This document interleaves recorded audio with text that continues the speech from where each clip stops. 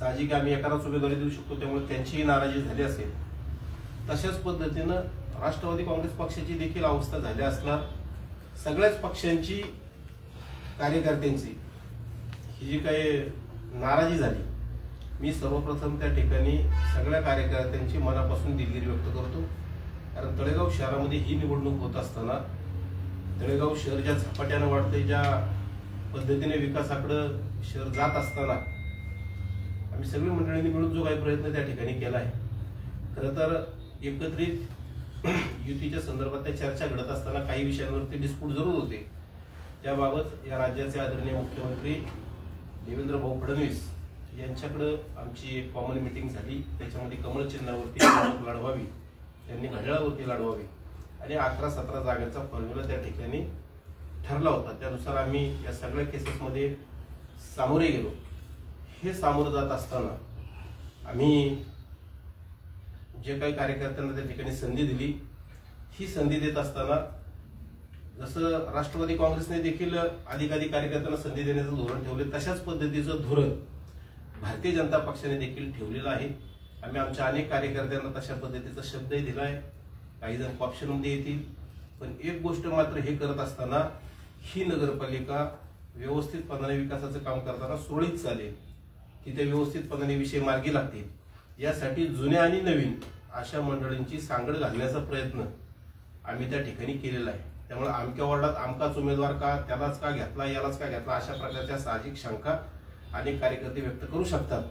परंतु ही नगरपालिका पण चांगल्या पद्धतीने चालली पाहिजे, तिथे व्यवस्थितपणाने ठराव आले पाहिजे, त्याचा पाठपुरावा व्यवस्थित करता आला पाहिजे. या सगळ्या गोष्टी डोळ्यासमोर ठेवून आपण हे जे काही निर्णय घेतले, या निर्णयाला अनेक कार्यकर्त्यांनी पहिल्यांदा नाराजी व्यक्त केली, पण त्यामागची भूमिका आम्ही ज्यावेळेला त्यांना विशद केली, सांगितली, त्यावेळेला अनेक कार्यकर्त्यांनी आमच्या सांगण्याला दुजोरा दिलेला आहे.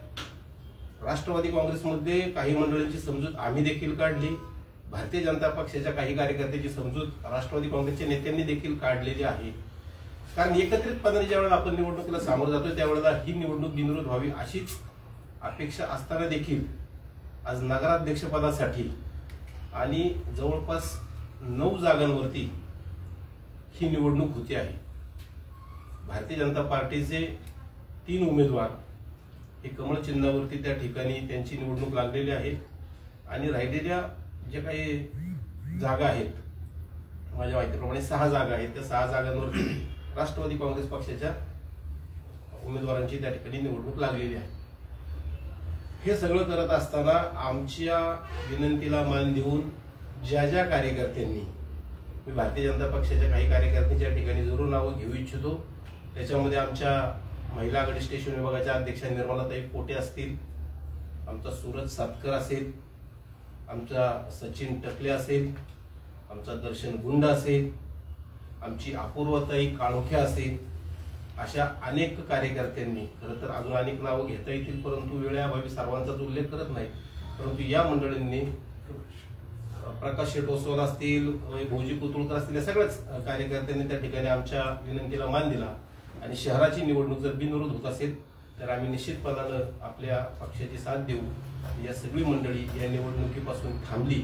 मी देखील त्या सगळ्यांचा मनापासून आभारी आहे.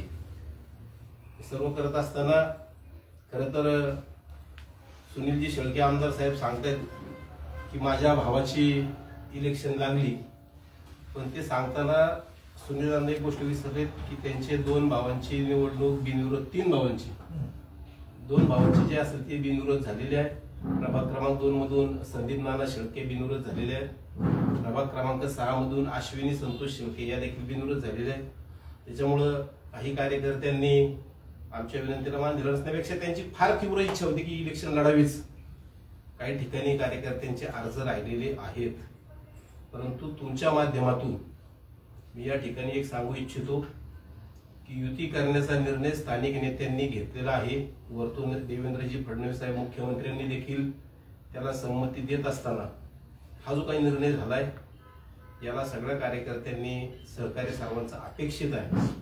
आणि म्हणून काल कदाचित काहींना चुकून अर्ज काढता आले नसतील, काहींनी जाणीवपूर्वक ठेवले असतील, तर माझी सर्वांना हात जोडून विनंती आहे की अजून देखील आपण आपला उमेदवारी अर्ज त्या ठिकाणी मागे घ्यावा किंवा मागे घेण्याची मुदत संपली असेल तर जाहीरपणाने पत्रक काढून त्या ठिकाणी अधिकृत उमेदवार जे आहेत युतीचे त्यांना पाठिंबा त्या ठिकाणी द्यावा।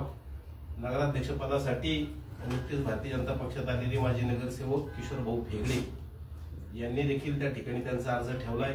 आम्ही त्यांच्याशी देखील चर्चा केली होती, परंतु त्यांचाही अर्ज त्या ठिकाणी राहिला। आज सकाळी त्यांची पत्रकार परिषद झाली, दुर्दैवाने मला ऐकता आली नाही, परंतु तुमच्या सगळ्यांच्या माध्यमातून मी या ठिकाणी किशोर भाऊंना देखील विनंती करणार आहे की या शहराची ही निवडणूक होत असताना आपण देखील या प्रक्रियेमध्ये मोठ्या मनाने सामील व्हावं। आपला उमेदवारी अर्ज त्या ठिकाणी मागे घेऊन अधिकृत युतीचे अधिकृत उमेदवार जे संतोष दाभाडे पाटील यांना आपण त्या ठिकाणी पाठिंबा द्यावा। जे कार्यकर्ते अजूनही पक्षाच्या विनंतीला मान देऊन माघार घेणार असतील तर निश्चितपणाने आम्ही त्यांचं स्वागत करू, परंतु काही मंडळी जर आडमुठेपणानं तीच भूमिका ओढणार असतील तर मात्र अशा लोकांना पक्ष शिस्तभंगाच्या कारवाईला सामोरं जावं लागू शकतं। हे आपल्या माध्यमातून मी सर्वांना सांगू इच्छितो। ही निवडणूक या ठिकाणी होत असताना आता जे काही राष्ट्रवादी काँग्रेस पक्षाचे उमेदवार घड्याळ चिन्हावरती निवडणुकीला सामोरे जात आहेत किंवा भारतीय जनता पक्षाचे जे उमेदवार निवडणुकीला सामोरे जात आहेत, आम्ही सगळे मिळून युती म्हणून याच 9 उमेदवारांचा आणि नगराध्यक्षपदाचे जे अधिकृत उमेदवार आहेत संतोष दाभाडे पाटील यांचाच अधिकृतपणाने सगळी मंडळी प्रचार करतील। माझ्या सगळ्या कार्यकर्त्यांना दोन्ही तिन्ही पक्षाच्या सर्व कार्यकर्त्यांना विनंती आहे की आपण याच कार्यकर्त्यांचे किंवा याच उमेदवारांच्या प्रचारात सहभागी व्हावं आणि निश्चितपणे या तळेगावच्या हा काही जो आता आपण फॉर्म्युला ठरवला या फॉर्म्युल्यानुसार तळेगाव शहराच्या विकासामध्ये सर्वांना सामील होत असताना संतोष दाभाडे पाटील यांच्या रूपानं या शहराला एक होतकरू समस्यांची जाण असलेला कार्यकर्ता त्या ठिकाणी आपण निवडून द्यावा आणि जे काही उमेदवार आता राहिलेले आहेत त्यांनी देखील त्या ठिकाणी सहकार्य करावं अशा पद्धतीची भावना या ठिकाणी व्यक्त करतो। पुन्हा एकदा सांगतो की या सगळ्या गडबडीमध्ये सुनीलानंद शेळके यांची उमेदवारी राहिली, त्यांच्यासमोर उमेदवार राहिला, तशाच पद्धतीने आम्हाला देखील आमच्या शहराचे अध्यक्ष चिरागजी खांडगे यांना देखील निवडणुकीला सामोरं जावं लागतं, त्यांच्याही समोर एक अर्ज राहिलेला आहे। त्यामुळे हे बाकीच्या गोष्टींमध्ये फार नाराजी व्यक्त न करता आपण सामूहिकपणाने जे उमेदवार आपण दिलेत त्यांचा आपण सर्वजण म्हणून एक दिलाने प्रचार करणार आहोत आणि निश्चितपणाने जे उमेदवार सगळे 28 जागांवरती ठरवलेत, नगराध्यक्ष पदाचा उमेदवार ठरवलाय, हीच मंडळी विजयी करण्यासाठी प्रयत्न करू। हेच या ठिकाणी सांगण्याकरता आजची पत्रकार परिषद बोलावली होती। आपण सर्वजण वेळात आलात त्याबद्दल सर्वांना धन्यवाद। भाऊ, तुम्ही आता जे महायुती आहे राज्यामध्ये इथेही महायुती तुम्ही करताय, मग तुम्हाला असं वाटत नाही का की बाबा तुमच्याच पक्षातले राष्ट्रवादीचे असू दे किंवा भाजपचे असू दे तुमच्याच उमेदवार उभे राहिले ते तुमच्या संघटनेची पकडशेल झाली असं वाटत नाही का तुम्हाला? नाही, असं नाही। मी मगाशी सांगितलं की इलेक्शन आल्यानंतर एकतर ही नगरपालिकेची निवडणूक 16 नंतर 2025 साली होती, 9 वर्षांनी निवडणूक होते। अनेक तरुण सामाजिक क्षेत्रात चांगल्या पद्धतीने काम करतायत, अनेकांची उमेद आहे, प्रत्येकाला असं वाटतं की मी नगरपालिकेचा नगरसेवक होऊन त्या ठिकाणी चांगल्या पद्धतीने काम करू शकतो। या सगळ्या कार्यकर्त्यांच्या जी काही तीव्र इच्छा होती ती त्यांनी फॉर्म भरून व्यक्त केली। आम्ही काहींना समजावून सांगण्याला यशस्वी झालो, कदाचित काहींना पूर्णपणे समजावून सांगू शकलो नसेल, तर त्याच्यामुळे संघटनेवरची पकड सैल झाली असं म्हणता येणार नाही। ते कार्यकर्ते निश्चितपणाने थांबतील असा मला विश्वास आहे। आपण म्हणालात की जे कार्यकर्ते किंवा जे उमेदवार थांबणार नाहीत त्यांच्यावरती पक्ष कारवाई करेल, तर कारवाईचं स्वरूप काय असेल आणि ते कधी असेल? जे कार्यकर्त्यांना अधिकृत उमेदवार ज्या ठिकाणी दिले जातात युतीचे, त्यांच्या विरोधात जर काही कार्यकर्ते काम करणार असतील, बंडखोरी करणार असतील, तर अशा कार्यकर्त्यांची यादी आम्ही आमच्या जिल्हाध्यक्षांकडे त्या ठिकाणी पाठवू। योग्य ती रीतसर कारवाई जिल्हाध्यक्षांच्या वतीनं वरिष्ठांची सूचना घेऊन करण्यात येईल। मतदानापूर्वी का नाही, आता कळवतो आम्ही वरती, योग्य वेळेत कारवाई नक्की होईल। तुमच्याप्रमाणे हे धोरण राष्ट्रवादीमध्ये पण राबवलं जाईल का? मला माहित नाही, मी भारतीय जनता पक्षाची भूमिका या ठिकाणी मांडतो। नाही, तुम्ही महायुतीचे म्हणून नाही, महायुती म्हणत असताना राष्ट्रवादी काँग्रेस पक्षाचा अधिकृत मी प्रवक्ता नसल्यामुळे किंवा त्यांची माझा काही विषय नसल्यामुळे ते पण निश्चितपणाने अशी कारवाई करतील अशी मला आशा आहे। आपल्या या पत्रकार परिषदेपूर्वी तळेगाव शहरामध्येच किशोर बेगडे जे की भाजपचे आता बंडखोर आहेत, आपण त्यांना आव्हान देखील केलं.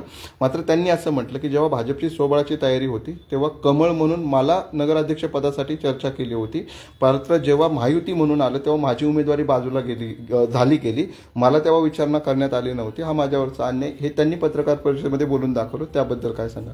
ती काय बोलली हे मी ऐकलं नाही, पण तुम्ही जर असं ते म्हणत असतील तर मी परत एकदा सांगतो की यापूर्वी देखील वेळोवेळी मिटिंग झाल्या, बैठका झाल्या. आमची कोर कमिटीची ज्यावेळेला मुलाखती घेतल्या सगळ्या उमेदवारांच्या, त्यावेळेला देखील संध्याकाळी प्रेस घेतल्यानंतर तुम्हाला आठवत असेल सगळ्यांना किंवा रेकॉर्ड तुमच्याकडे आहे, मी एक पत्र सांगितलं होतं की संतोष दाभाडे पाटील यांच्या नावावरती जर सर्वांचं एकमत होत असेल, संतोष दाभाडे पाटील हे शहर भाजपचे माजी अध्यक्ष आहेत, राष्ट्रीय स्वयंसेवक संघाचे स्वयंसेवक आहेत, त्याच माध्यमातून त्यांनी निर्मलवादीच्या माध्यमातून असेल, त्यांचं सगळ्यांना कार्य माहिती आहे. तर असा उमेदवार मी त्याच दिवशी सांगितलं होतं, हे किशोर भाऊंना देखील मान्य होतं. शेवटी निवडणूक लागल्यानंतर वेगवेगळ्या नावांवरती चर्चा चाचपणी होत असते. शेवटी पार्टीने कोर कमिटीने जे नाव निश्चित केलं त्याच्यावरती आम्ही ठाम आहोत. सर आता असं बोललं जात आहे की जे पदाधिकारी आहेत त्यांनी परस्पर युतीचा निर्णय घेतला, कार्यकर्त्यांना विश्वासात घेतलं गेलं नाही किंवा त्यांना सांगितलं गेलं नाही, त्यामुळे त्यांच्यामध्ये नाराजी आहे, याबद्दल काय सांगाल? असं आहे की युतीचा निर्णय करत असताना जी कोर कमिटीतली किंवा जी पक्षाच्या वरच्या लेवलवरती जी मंडळी काम करत असतात, या लोकांमध्ये चर्चा होत असते. ती सगळी मंडळी कार्यकर्त्यांमध्ये चर्चा करत असतात. त्यामुळे प्रत्येक कार्यकर्त्याला युती करताना काय होईल, कसं होईल, या सगळ्या गोष्टीची चर्चा होऊ शकत नाही. कार्यकर्त्यांचा देखील नेत्यांवरती विश्वास असला पाहिजे.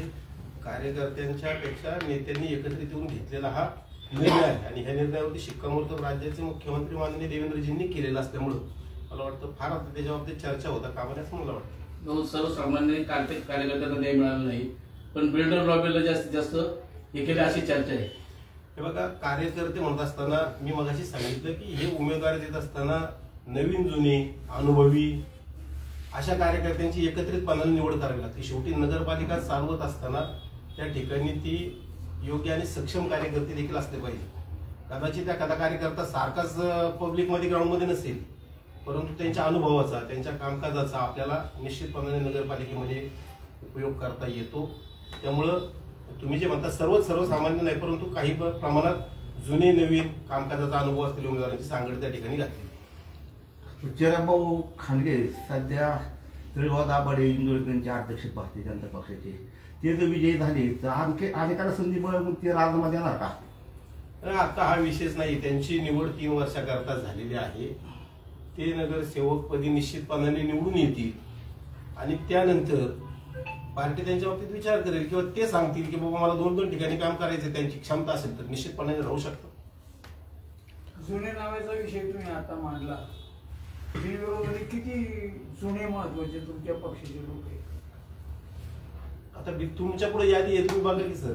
तुम्ही आता जुन्याच खास नाही, जुन्याचं म्हणण्यापेक्षा जुने नवीन म्हणजे हे बघा, असे तळेगाव शहरामध्ये इंदरशेठ ओसवाल हे माजी नगरसेवक आहेत. त्यांना नगरपालिकेतल्या सगळ्या कामकाजाचा अनुभव आहे. यापूर्वी देखील स्वीकृत नगरसेवक म्हणून त्यांनी अनेक कामांमध्ये पुढाकार घेतलेला आहे. नवीन पोरं जे आता किंवा नवीन सदस्य जे आता होणार आहेत, यांना कशा पद्धतीने ठराव घ्यावेत, त्याचा पाठपुरावा कसा करावा, टेक्निकल सँक्शन कशा पद्धतीने घेण्यात यावं, जाहिरात कशी करावी, FSI वगैरे या सगळ्या बाबी शिकायला थोडासा वेळ लागतो. त्यामुळे त्यावेळेला काही माजी नगरसेवक त्या ठिकाणी असणं किंवा ज्यांना कामाचा अनुभव असणं असलेल्या व्यक्ती गरजेच्या होत्या. त्याच्यामुळे राष्ट्रवादीतनं काही लोक असे आलेले आहेत आणि भाजपमध्ये देखील 1-2 लोक असे घेतलेले आहेत. गणेश भाऊ, 28 मधल्या 19 उमेदवार बिनविरोध झालेले आहेत, 9 उमेदवार रिंगणात आहेत. आमदार सुनील शेळके यांनी आपली भूमिका जाहीर करताना सांगितलं की जिथं युती धर्म पाळून मला कमळचा प्रचार करावा लागेल तिथं मी स्वतः कमळचा प्रचार करेल. मात्र भाजपच्या पदाधिकाऱ्यांनी घड्याळाचा प्रचार करायचा का नाही हे त्यांनी ठरवायचं आहे. तर त्याच्याबद्दलची तुमची भूमिका काय? युतीचंच काम करायचं म्हटल्यानंतर भाजपचं कमळ, राष्ट्रवादीचं घड्याळ हा विषय एकत्रित आलाच. जो कोणी युतीचा उमेदवार असेल त्याचं जे काही चिन्ह असेल त्याचे मिळून सगळ्यांनी आम्ही काम करणार आहोत. धन्यवाद.